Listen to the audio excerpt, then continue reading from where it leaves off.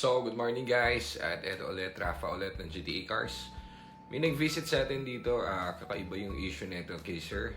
So, tara check natin. Itong EcoSport nyo, kakabili lang niya nung last week. So, 7 days pa lang yata ito. So, dinala niya rito kasi nakikita-kita niya siguro tayo sa feed niya. So, thank you Sir.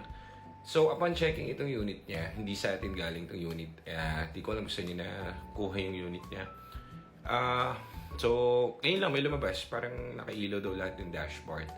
So, upon checking, ang dami talagang nakailaw and ang daming issue nung kanyang unit. So, kami, we are here to help naman sa mga ganyan. Kahit hindi nyo sa amin nabili yung kotse, tulungan pa rin namin kayo. Yan o, kay Sir Henny, 1.0 na EcoBoost. Iniscan namin sa harap niya, walang air yan, 0. And hindi yan magkakaroon. Kasi, quality yan, boy. So, itong kay Sir, iniscan na nga natin. So, binasaan natin yung scan para malaman natin kung ano yung mga naglalabasang ilaw dun sa kanyang unit. So, kami guys, tumutulong kami sa mga ganito, mga nagdadala rito para for repairs. Tumatanggap naman kami. Pero sa case kasi dito, Sir, kakabili lang niya a week ago.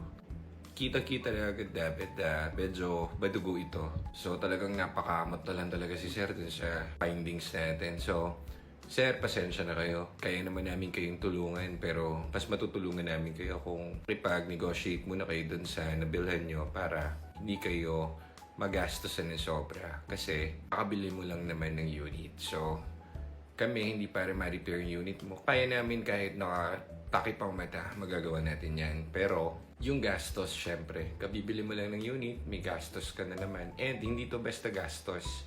Kasi ipapakita ko sa inyo yung code ng kanyang reading. Eto.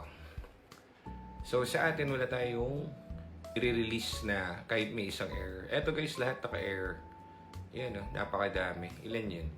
Lahat halos naka-error. So, susi lang yata ang hindi naka-error. So, sobrang dami niyan. So, kahit nakaya natin yan, ang dami niyan. Sobrang mapapamahal yan. So, Sir, kausap mo na kayo nung nakuha ninyo. Then, balikan nyo kami if ever kung ano man. Thank you, Sir, and good luck po. Thank you.